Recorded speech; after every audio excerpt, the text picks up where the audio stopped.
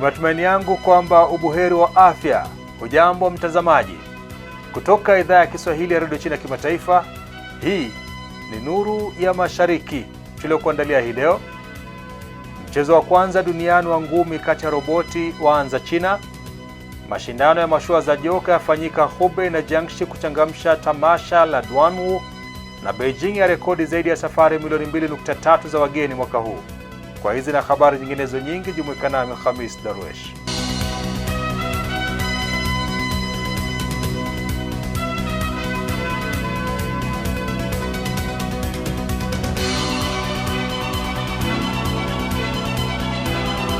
Mashindano ya kwanza kabisa ya mapigano kati ya roboti wenye umbo la binadamu yamezinduliwa mjini Hangzhou, mkoa wa Zhejiang, mashariki mwa China.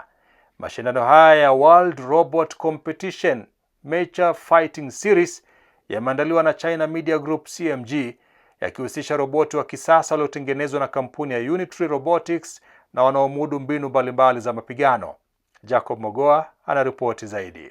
CMG imesema kuwa tukio hili linaweka historia kama mchezo wa kwanza wa kimataifa wa michezo ya mapigano unaoshirikisha roboti wa kibinadamu, hatua inayoonyesha kuingia kwa akili bandia yaani AI katika sekta ya michezo ya mapigano.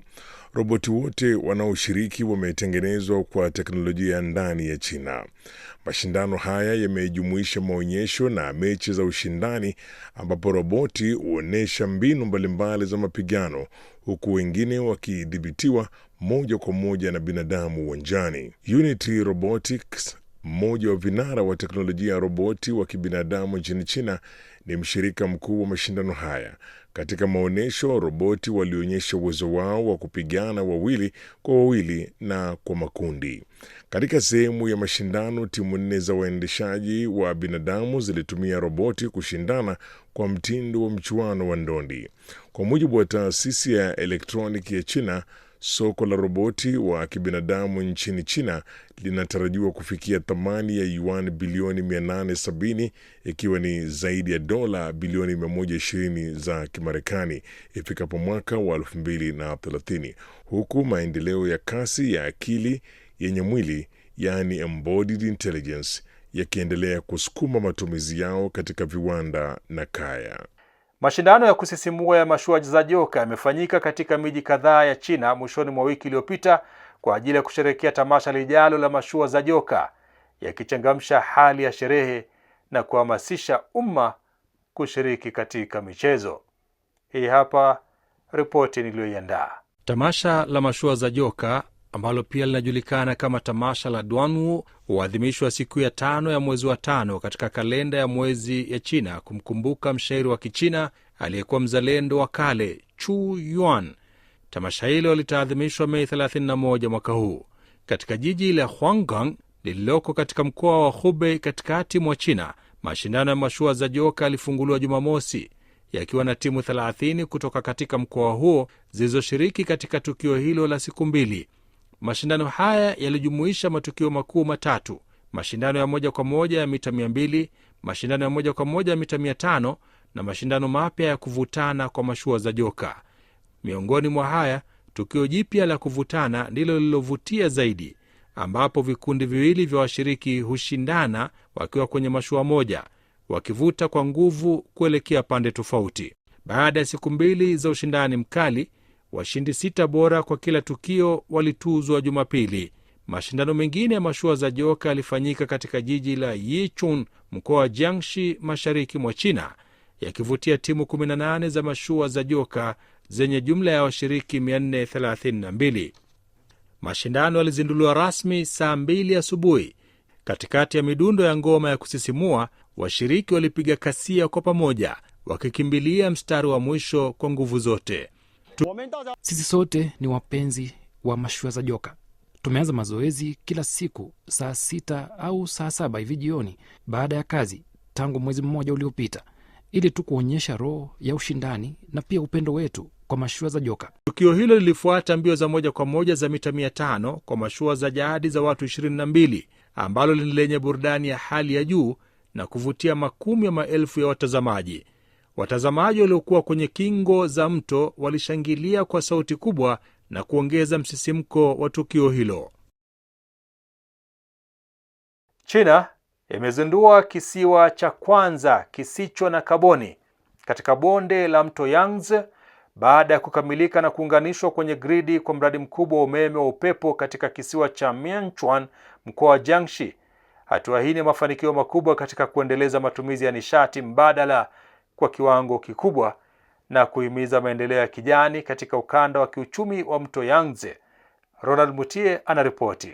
Hiki ni kisiwa cha kwanza nchini China au labda kote duniani ambacho hakina kaboni.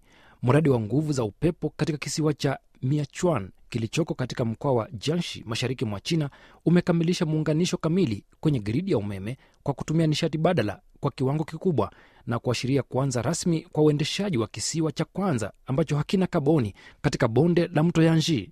Mradi huu wa nguvu za upepo ambao sasa umeunganishwa kwenye gridi ndio mradi wa msingi wa kisiwa ambacho hakina kaboni wa mji wa Michuan.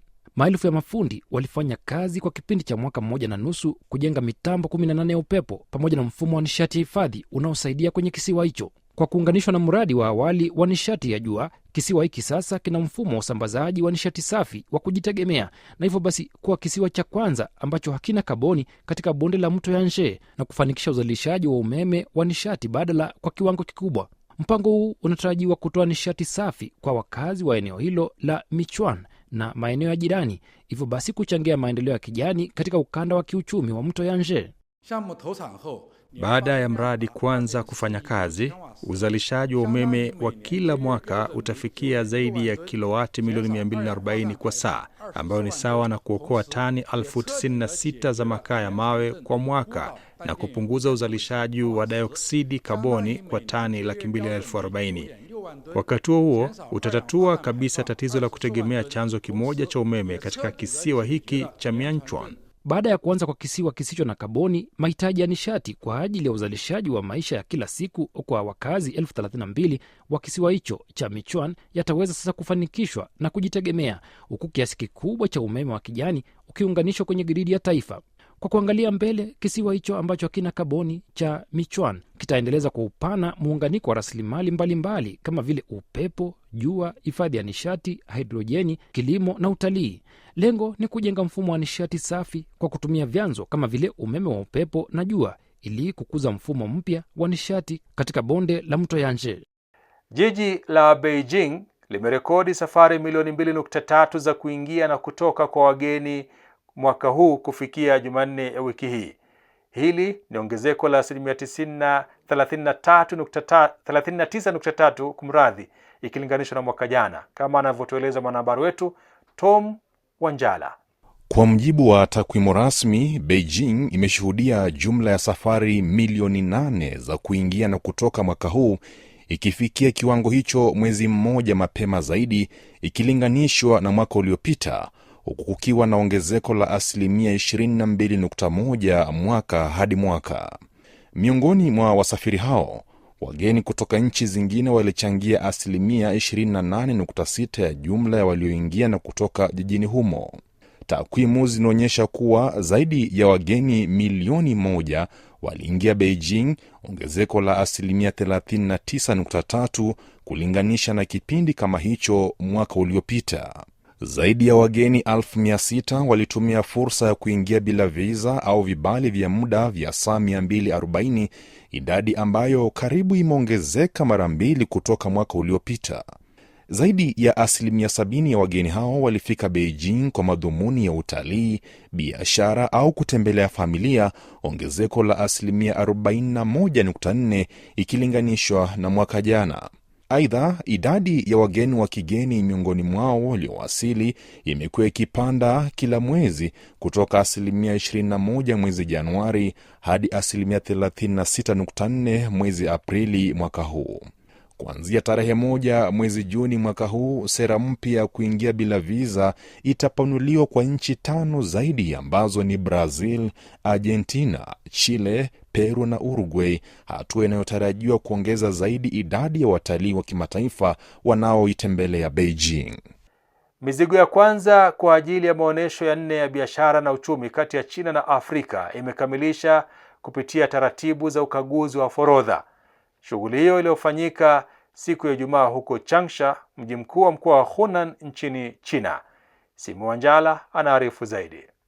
Usafirishaji wa kwanza ulikuwa wa chai nyeusi kutoka Kenya iliyowasili moja kwa moja mjini Changsha kwa njia ya usafiri wa anga kutoka jiji la Nairobi, mji mkuu wa Kenya. Baada ya chai nyeusi ya Kenya, bidhaa zaidi kutoka mataifa mbalimbali ya Afrika ikiwemo mazao ya kilimo na bidhaa za viwandani zinatarajiwa kupita kwenye forodha katika siku zijazo kwa ajili ya kurahisisha taratibu za forodha kuelekea maonesho hayo yanayotarajiwa kufanyika katikati ya mwezi Juni. Forodha ya Changsha imetoa mwongozo maalum kwa washiriki kutoka nje ya nchi na pia imeanzisha madirisha maalum ya kutolea tamko la forodha na njia za ukaguzi katika bandari mbalimbali za mkoa wa Hunan. Maonesho haya yanaandaliwa kwa pamoja na Wizara ya Biashara ya China pamoja na serikali ya mkoa wa Hunan na yatafanyika mjini Changsha kuanzia Juni 12 hadi 15. Zaidi ya washiriki 12,000 wanatarajiwa kushiriki kwenye maonesho hayo. Tukio hili ni miongoni mwa matukio muhimu zaidi ya kiuchumi na kibiashara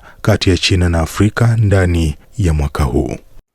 Naam, na kwenye sehemu yetu ya Ifahamu China, leo Zakia Pong anatufahamisha jinsi droni zinabadili mwitikio wa kupambana na matukio na ajali za moto na dharura, huku zikiendeleza mageuzi ya teknolojia ya njia za asili za kukabiliana na dharura.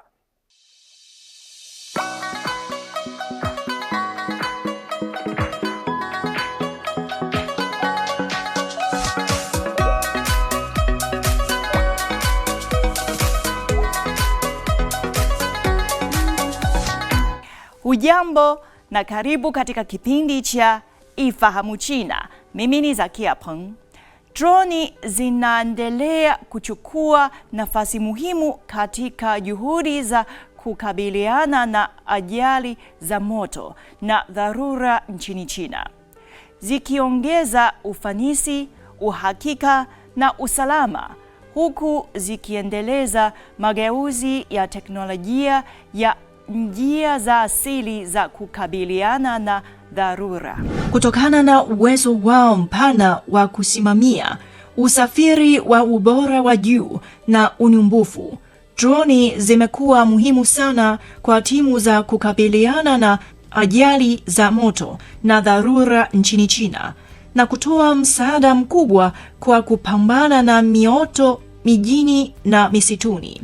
Zoezi la hivi karibuni la kuzima moto katika ghorofa refu mjini Fuzhou, mkoa wa Fujian, mashariki mwa China, ilionyesha uwezo mkubwa wa droni katika mazingira magumu ya mijini. Zoezi hili liliigiza moto kutokea katika jengo lenye urefu wa mita 110 na eneo lililoungua kuzidi mita za mraba 500. Ndani ya sekunde 20, droni zilizofukiwa mipira ya maji ya kuzima moto ziliruka na kufikia urefu uliolengwa, na ndani ya dakika 30 moto ulidhibitiwa kwa mafanikio, ikiwa ni karibu mara 2 zaidi kwa kasi ya uzimaji moto wa kawaida. Katika kukabiliana na moto wa misituni na nyikani, droni zinatoa msaada mkubwa sana na kuwezesha kutambua haraka na kwa uhakika, huku zikitoa ufuatiliaji wa angani wa saa 28 na siku 7 za wiki. Haya, kwa leo kipindi hiki kinaishia hapa. Katika kipindi kijacho nitaendelea kukuletea mambo mengine yanayovutia kuhusu utamaduni na jamii ya China. Asante kwa kuwa nami. Mimi ni Zakia Peng. Kwa heri. Naam. Na mtazamaji, sasa ni wakati wa sehemu yetu ya Jifunze Kichina. Katika sehemu hii tunawaletea masomo ya lugha ya Kichina hatua kwa hatua kwa njia rahisi na ya kuvutia. Karibu tujifunze pamoja.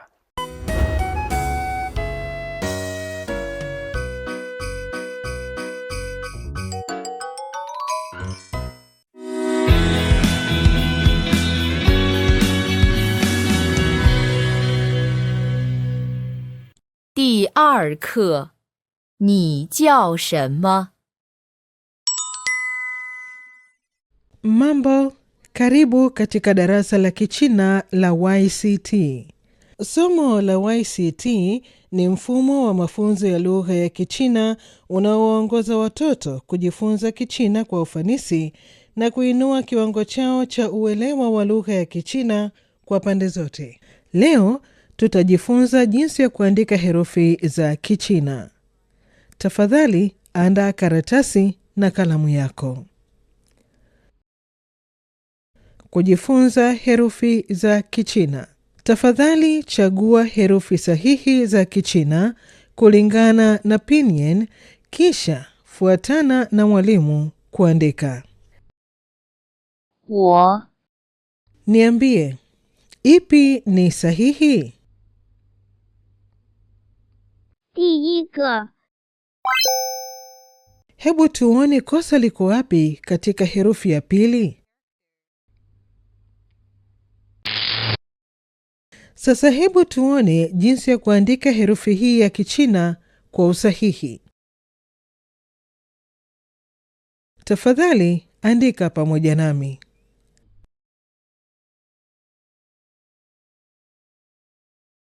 叫 Niambie, ipi ni sahihi? 第二个 Hebu tuone kosa liko wapi kwa herufi ya kwanza. Sasa hebu tuone jinsi ya kuandika herufi hii ya Kichina kwa usahihi. Tafadhali andika pamoja nami. 很 Niambie, ipi ni sahihi? 第二个 Hebu tuone kosa liko wapi kwa herufi ya kwanza. Sasa hebu tuone jinsi ya kuandika herufi hii ya Kichina kwa usahihi. Tafadhali andika pamoja nami.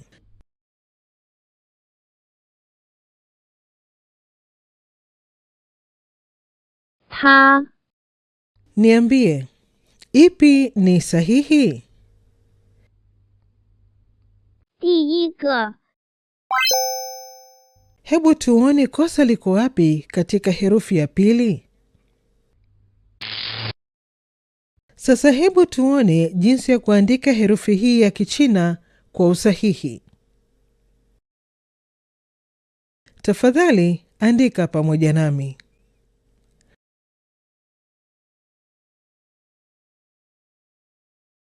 神 Niambie, ipi ni sahihi? 第二个 Hebu tuone kosa liko wapi kwa herufi ya kwanza. Sasa hebu tuone jinsi ya kuandika herufi hii ya Kichina kwa usahihi. Tafadhali andika pamoja nami.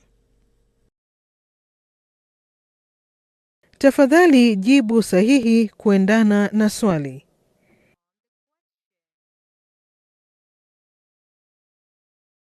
Ipi ni sahihi?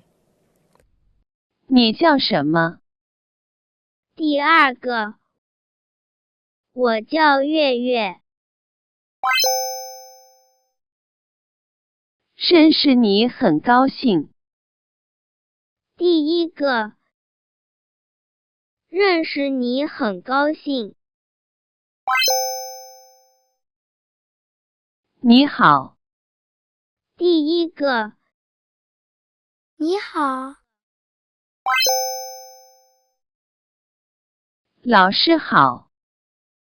第二个，你好。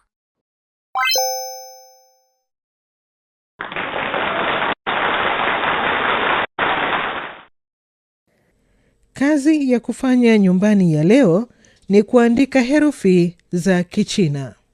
Na kesho tutaendelea kujifunza Kichina. 再见。 Naam, ni hulka ya kimaumbile kwamba kila kilicho na mwanzo hakikosi kuwa na mwisho wake. Na kufikia hapa mtazamaji, ndipo tunapohitimisha kipindi cha Nuru ya Mashariki kwa siku ya leo. Lakini kabla sijaondoka, chukua hii. Jitambue wewe mwenyewe binafsi, halafu mjue adui yako, na hata kushinda hata vita vya 100, hata kushinda katika vita 100. Mimi ni Khamis Darwish. Maasalam. Taarifa zaidi kuhusu China unaweza kutembelea tovuti ya CRI Kiswahili na marafiki_CN kwenye Facebook. Pia unaweza kupakua app ya Cheche kwenye Google Play na Palm Store.